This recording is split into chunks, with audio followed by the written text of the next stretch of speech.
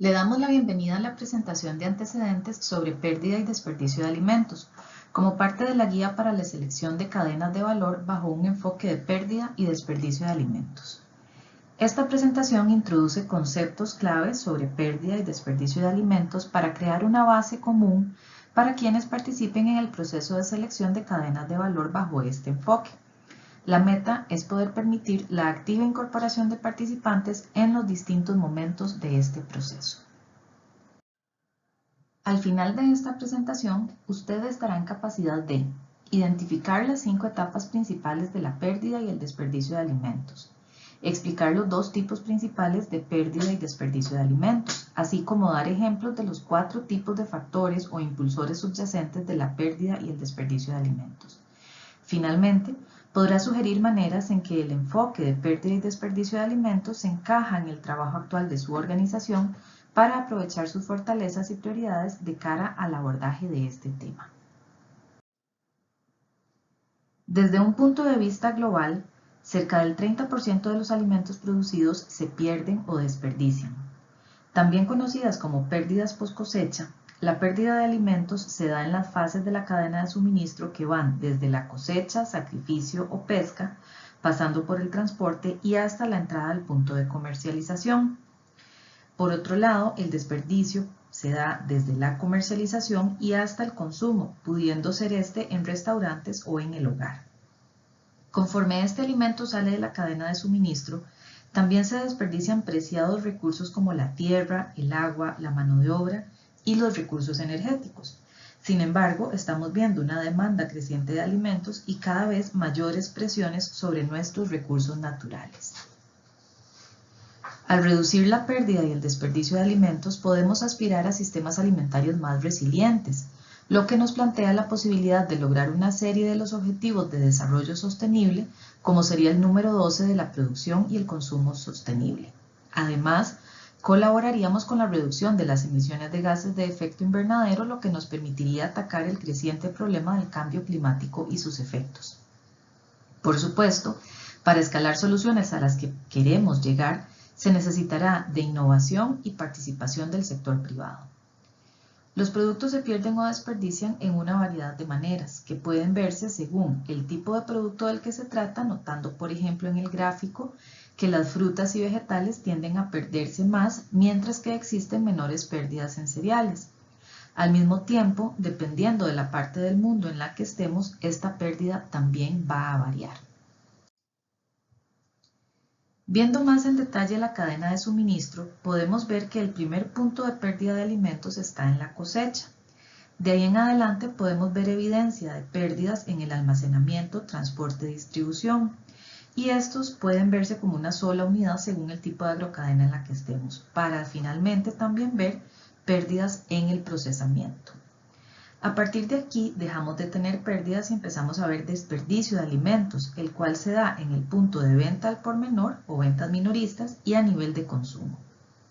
Y esta pérdida o desperdicio de alimentos van a incluir pérdidas ya sea cuantitativas, que es la pérdida de peso o volumen, y en general cuántos descartes por daños físicos o deterioros graves se hagan del producto, pero también podrá haber daños cualitativos. Y en este caso podría no haberse perdido el producto por completo, pero se puede estar disminuyendo su valor económico, nutricional o los atributos que son considerados como buenos en términos de apariencia. Todo lo antes mencionado conduce a una pérdida de valor económico. La FAO tiene un marco conceptual para la pérdida y el desperdicio de alimentos. En un panorama general, tenemos el uso previsto en la producción de alimentos que puede ser para consumo humano, alimento para ganado, semilla para producir más alimento, usos industriales y otros usos económicamente productivos. De aquí se desprende que tengamos los productos cuya intención es la alimentación humana, y en ese punto podemos observar el destino de estos. Por un lado, los alimentos con o sin pérdidas cualitativas pueden ser consumidos por las personas. O bien, si ha habido demasiadas pérdidas cualitativas y daños, estos productos pueden entrar en otros usos económicamente productivos. Por ejemplo, si las vainicas, conocidas también como judías verdes, no cumplen con los estándares de exportación, pueden ir y utilizarse como alimento para el ganado, lo que no se considera una pérdida o desperdicio, pues sigue contribuyendo a algún tipo de uso económicamente productivo. Por otro lado, la pérdida de alimentos y los residuos son una cuestión cuantitativa, donde si nos fijamos en el gran volumen de alimentos que se han botado o desechado, aún se pueden tomar acciones sobre la gestión de esa masa de alimentos descartados, ya sea a través de la digestión anaeróbica, o bien pueden incinerarse, enviarse a un relleno o vertedero o desecharse, pero también se pueden utilizar aún como compost u otros usos como fertilizantes para coberturas de suelo. Tenga en cuenta que hay partes no comestibles en cada cadena de valor. Por ejemplo, la cáscara y la semilla de un mango no se consumen. Por tanto, estos tampoco se considerarían pérdida cuantitativa o desperdicio de alimentos. Profundizando en los factores directos e indirectos específicos de la pérdida y el desperdicio de alimentos, podemos ver una variedad de ejemplos de causas directas y cómo los alimentos salen, ya sea como pérdida o desperdicio, y se convierten en residuos en distintas partes del proceso de la cadena de valor. Por ejemplo, durante la cosecha, la pérdida se puede dar por causa de daños, ya sea por la máquina o mano de obra durante el proceso de recolección. También puede haber una programación de cosecha deficiente. Por ejemplo, si las vainicas deben regarse el día antes a su recolección para reducir la deshidratación y esto no se programa y no se ejecuta, es probable que se den más pérdidas en adelante en la cadena de suministro. En cuanto al almacenamiento y transporte, si el producto está atascado en el transporte durante mucho tiempo o hay un almacenamiento prolongado que no estaba planeado, podemos empezar a ver pérdidas también. A nivel de procesamiento y empaque podemos detectar que se den pérdidas debido a un recorte excesivo para lograr cierta estética. Nuevamente, usando el ejemplo de las vainicas, si bien los extremos o las puntas son comestibles, es posible que no encaje en el empaque o desde el punto de vista estético. Por lo tanto, se empiezan a recortar y comenzamos a perder partes del alimento. En el punto de comercialización mayorista y minorista, se pueden tener causas directas de pérdida como es el sobrellenado de las cajas o de los anaqueles que causan daño al producto, o bien el descarte de frutas imperfectas que son removidas del punto de venta porque no cumplen con lo que se cree que el consumidor está buscando. En el punto de consumo podemos ver lo que sucede en el hogar o en servicios de alimentación y notamos desperdicio directo a causa de, por ejemplo, porciones demasiado grandes que los consumidores no se van a poder comer o por mala gestión del almacenamiento o de inventario de alimentos donde se compran demasiados y se deterioran o caducan antes de que se puedan comer. También podemos ver toda una serie de causas indirectas a lo largo de este proceso. Por ejemplo, en el punto de la cosecha se puede dejar de producto en el campo porque no se tiene un comprador, o en el proceso de almacenamiento y transporte es posible que no se tengan instalaciones adecuadas o la refrigeración, por lo que se van a generar pérdidas. En el empaque y procesamiento puede haber una oferta y capacidad de procesamiento inadecuados cuando hay un exceso de productos en un momento específico dependiendo de la estacionalidad del producto. Y en los niveles mayorista y minorista, los factores directos incluyen una demanda variable de productos perecederos, por lo que en ciertas festividades, por ejemplo, se pueden requerir suministros de alimentos adicionales que no se ven en otras épocas del año y luego se tienen grandes cantidades de producto que tal vez no se van a utilizar. Por último, a nivel de consumo, una de las causas indirectas son los múltiples tipos de fechas que hay en el etiquetado de alimentos y que pueden causar confusión. Dando un paso atrás para observar el panorama general de algunos de los factores subyacentes que impulsan la pérdida y el desperdicio de alimentos, vemos problemas estructurales que están afectando los tipos de pérdidas desde la perspectiva tecnológica, de gestión y de comportamiento. Detallemos, por ejemplo, los factores tecnológicos pueden deberse a un equipo inadecuado, lo que nos lleva de vuelta a un problema estructural de no tener acceso a financiamiento para comprar las cajas correctas necesarias para un producto específico. Desde el ámbito de gestión puede haber un planeamiento y pronósticos deficientes respecto a la oferta y demanda, o pueden haber estándares de compra inflexibles. Estos últimos pueden deberse estructuralmente a políticas y regulaciones, especialmente si los productos se importan, pues pueden existir niveles estrictos relacionados a inocuidad, pero también sobre cómo estos productos deben verse. Finalmente, como factores comportamentales, empezamos a notar dentro de los consumidores y todos los actores a lo largo de la cadena de valor si realmente hay normas o actitudes o falta de conciencia o preocupación sobre posibles riesgos, y se determina aquí que hay una alta influencia estructural como son los factores demográficos.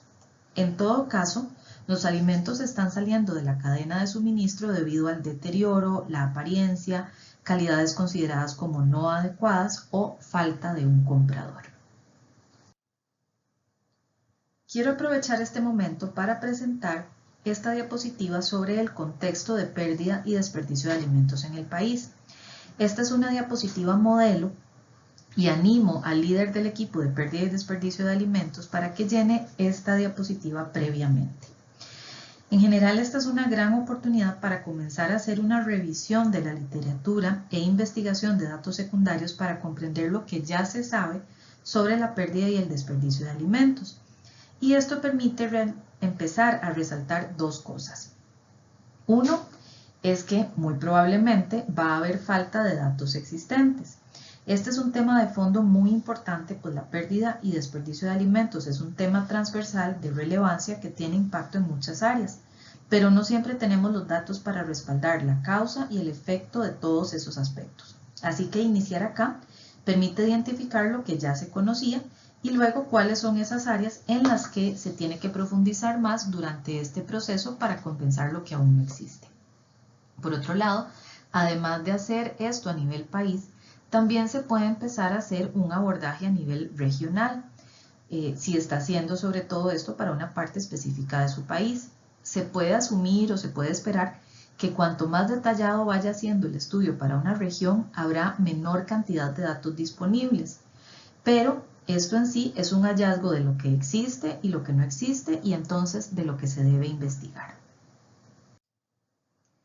Esta próxima diapositiva también es un tipo de modelo de diapositiva para recopilar las condiciones ambientales bajo las que se va a dar el estudio. Estas condiciones tienen un gran impacto tanto en el aspecto de la cosecha hasta la venta al por menor y el consumo e incluso en la vida útil del producto en los estantes de los locales. ¿Cuáles son algunos de esos problemas geográficos que pueden causar mayores pérdidas? Por ejemplo, si se encuentra en un área más quebrada y montañosa, algunos de los problemas infraestructurales de los que hemos venido conversando pueden volverse mayores. Realmente acá lo alentaría a que haga una diapositiva para cada una de las áreas geográficas que planea hacer en el estudio, para tener una mejor idea del contexto ambiental en el que se encuentra, dado que sin duda el ambiente va a tener una gran influencia en el resultado general. Le invito a tomarse un momento para hacer una pausa y mirar hacia atrás algunas de las diapositivas que ya hemos discutido. Vea si en este punto puede responder algunas de estas preguntas de fondo. Por ejemplo, ¿puede recordar las 3 etapas principales de la pérdida de alimentos? ¿Puede recordar cuáles son las 2 etapas principales del desperdicio de alimentos? ¿O los tipos principales de pérdida y desperdicio de alimentos? O bien, ¿cuáles son los 4 factores subyacentes clave que impulsan la pérdida y el desperdicio de alimentos? Ya que hemos cubierto un aspecto de comprensión básica de algunos de los conceptos de pérdida y desperdicio de alimentos, intente también profundizar y preguntarse qué es lo más interesante que aprendió sobre esta situación en su país hasta este punto. ¿Hay algo que agregaría o cambiaría o que realmente le gustaría saber con mayor profundidad? Además, ¿qué condiciones ambientales cree que son las más importantes para el área geográfica o localidad donde se enfocará su estudio en términos de pérdida y desperdicio de alimentos? Puede aprovechar también y hacer un pequeño juego como este al que hemos llamado pérdida, desperdicio o ninguno. Aquí puede tratar de contestar cada una de estas preguntas y las discutiremos más adelante. Otro aspecto por considerar es ¿cuál será la opinión de su organización sobre la pérdida y el desperdicio de alimentos? Para esto puede empezar a preguntarse por qué usted y su organización están interesados en esta temática, cuáles son las fortalezas y prioridades que tienen, cuáles son algunos de estos puntos de influencia que tiene para abordar realmente los problemas multifacéticos que contempla la pérdida y el desperdicio de alimentos, y cuál parte del trabajo ya está realizado sobre pérdida y desperdicio de alimentos. Creo en realidad que muchas personas que trabajan en agricultura ya se han involucrado en este tema, incluso si no se han enmarcado bajo esta terminología de pérdida y desperdicio de alimentos. Así que puede tomarse el tiempo para detenerse y pensar críticamente sobre cuál es el papel de la organización para abordar este tema, lo cual realmente ayudaría a involucrarse a lo largo de todo el proceso. Llegado a este punto final, quiero agradecerle por tomarse el tiempo para revisar los conceptos clave de pérdida y desperdicio de alimentos y empezar a pensar críticamente sobre el papel que puede asumir su organización para abordar este tema transversal que impacta tantas áreas de nuestras vidas. Si tiene más tiempo y le gustaría profundizar un poco más, puede revisar estos documentos que le recomiendo. Uno es el informe sobre el estado de la agricultura y la alimentación de la FAO publicado en 2019. Este informe se centró en la pérdida y el desperdicio de alimentos a escala mundial, así que da una buena idea sobre dónde estamos, lo que se sabe y dónde están algunos de los vacíos de información a la fecha. En el 2021, el Programa de las Naciones Unidas para el Medio Ambiente publicó el Índice de Desperdicio de Alimentos, que nos ayuda a comprender más desde la perspectiva del consumidor y del comercio minorista dónde se tiran los alimentos en esas últimas fases de la cadena de suministro. Además, si tiene la oportunidad, puede ver este otro documento sobre la Agenda de Acción para Reducir la Pérdida y el Desperdicio de Alimentos del World Resources Institute. Esto puede ayudar a dar una visión general de cómo podrá querer enfocar las cadenas de valor, comprender dónde se produce la pérdida de alimentos, además de visualizar algunas posibles intervenciones que podrían ser útiles.